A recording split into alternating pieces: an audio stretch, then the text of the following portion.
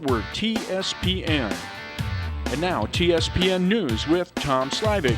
Comprehensive news because in today's world, you need more than just sound bites. TSPN streaming on the World Wide Web and now on demand at tspntv.com.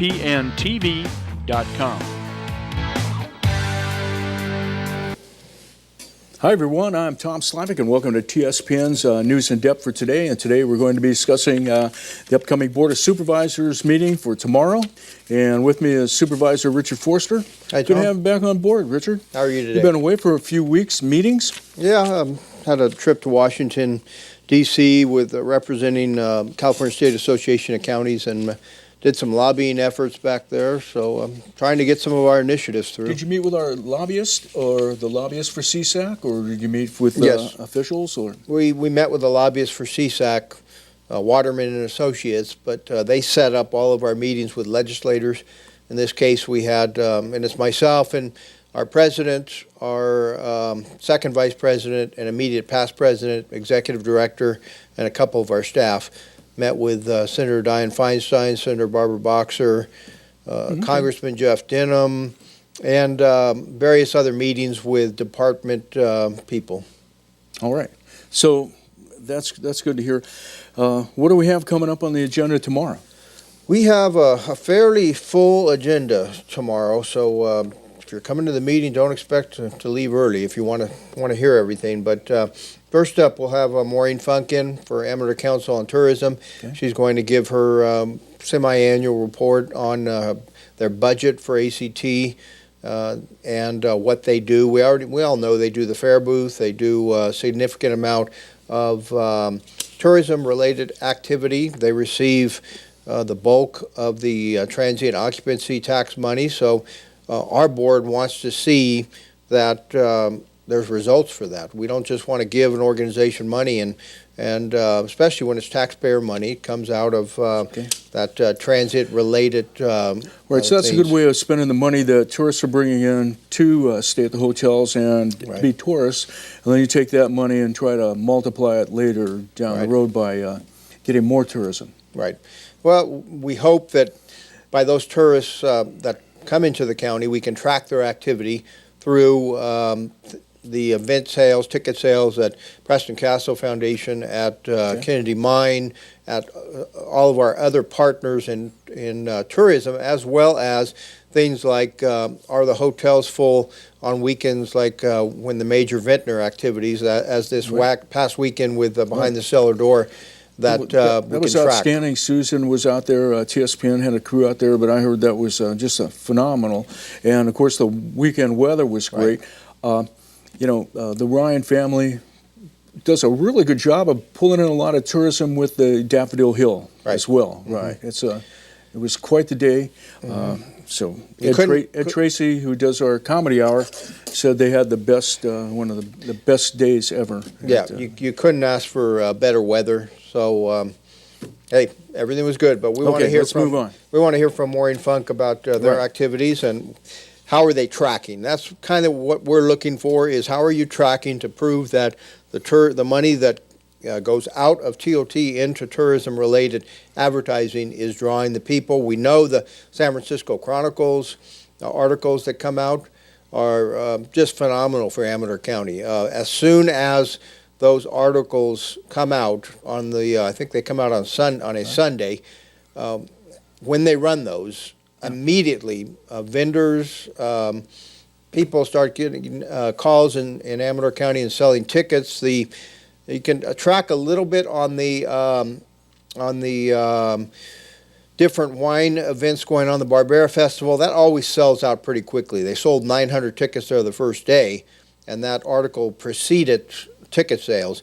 But the Four Fires event coming up, I believe it's on May 2nd, those tickets started selling very briskly right after the articles came out. So we'll listen to Maureen tomorrow. We have Board of Supervisors will look at a letter of support for AB 171. This comes from our Veteran Services Officer, Terry Sanders.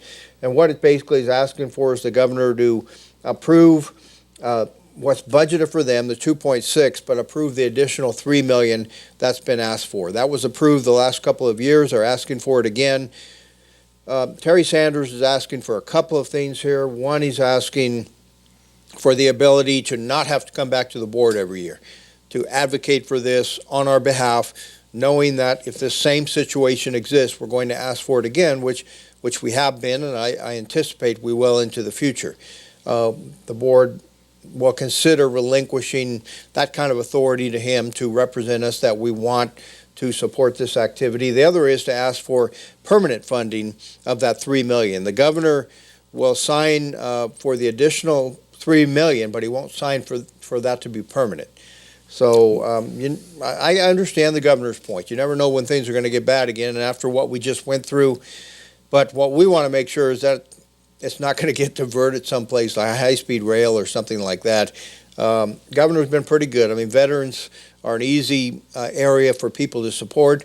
$3 million, well, it's not a lot for the whole state. It means a lot for smaller counties and mid-sized counties. Yeah, and California has probably the most, the biggest representation in the military services in any state. Right, and Amador County has a huge representation, and percentage-wise per capita veterans. Veterans, okay. That's right. Next up, we'll talk about jail project delivery. The method that we'll use, there's a design-build process, and I was not at this meeting. I'm reviewing the notes of the past meeting and listening to the recording of it, but there's a design-build that you can choose, or design-bid-build. Design-bid-build actually gives a little more authority to the architect, and I could hold this up here, but it's a little hard to see. But in one place, in the design bid build, you actually use the architect of record, the contractor, and the construction manager, and they work together. In the design build process, you have a construction manager and a criteria architect. So there's a little more leeway. Just to give an idea, I'll put this right back. But what Richard was looking at is some there's a little more chain of command looking thing. Yeah, there's a little more leeway as to what you can do with the design build. You have the owner, the construction manager, criteria architect, and then the design build entity. So quickly, what it does, if you go with as far as cost advantages, but I'm going to go with a quality advantage. If you go with the design build, you get the best value contractor, you get integrated services, subcontractor, innovation, and that's kind of where the design build is. You get innovation in the planning process, and it's criteria driven. If you go with design bid build, you're more locked in with what you have. You have design control, okay, but pretty much you have your quality, your design build quality affects profit, but what is submitted is what's going to be for the most part. If you find a major defect, which you're not going to find when you have architects working on these projects. So the main difference is design build lets you put innovation in. But with innovation comes uncertainty as to price. Now, they're always going to try a lot of the design, or I guess the contractors might be more up to speed about what's new, what's great, what's really working out there before it ggets accepted so well. That's right. In the other area. Yeah, and that could be an advantage, could be a disadvantage if maybe you go down a pathway that ends up being the wrong pathway, and you have to turn around and go back. But we had John Plaza and I are on the Supervisor Plaza and I are on the committee with staff to look at this, and Sheriff Ryan was in the meeting. It looks like this project may not be quite big enough to go design build. Looks like design bid build may be advantageous. We're going to hear more about that on Tuesday of this week. But they'll give the advantages, the disadvantages, risk advantages on design bid build. You're probably going to get more competition on your bids. The county has a greater comfort level. On the design build, you actually have the contractors probably feeling more comfortable. It's probably more advantageous for them on buildability, as they say. So a lot of different things to look at here. We want to make sure we make the right decision, because once you start working with the BSCC or the Board of Standards and Corrections, it's hard to turn back and go a different direction. Quick question on that: is these two types of getting a project through? Is this relatively new, or we always looked at this? No, the design build has been used in other projects. Okay. Design bid build is what has always been used. Design build has been used. It gives you, like I said, more creativity. In some situations, it's definitely what you want. Okay, all right, good. Next up, chime in, be down there tomorrow. Okay. Next up, we have a change on the agenda, and these are addendums that come in. There's 3 of them regarding the Amador County Public Works Department and the Amador County Transportation Commission. But our regular agenda, the item number 10, Community Development Agency Public Works, is scratched. And there's 3 new items under different headings. It's somewhat the same issue we're talking about, because we're talking about the Pine Grove Corridor Improvement Project. I think what the Board of Supervisors is finding is that we're not too sure we like the direction that the Pine Grove Corridor Project is going. And what's going to happen here is the Board of Supervisors is going to ask to enter into a contract agreement with ACTC to basically take over authority of the project for design of it, for the end of the planning stage of it.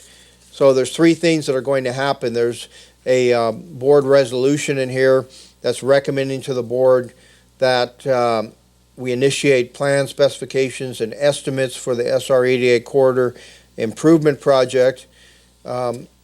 That will come over to the Public Works Department. So Amador County, the supervisors want to take more of a hands-on approach to that corridor as opposed to ACTC or Yes. Caltrans designing it, or what? I think Amador County wants to be the lead agency on this. It requires a cooperative. We got to go to break. We'll be right back.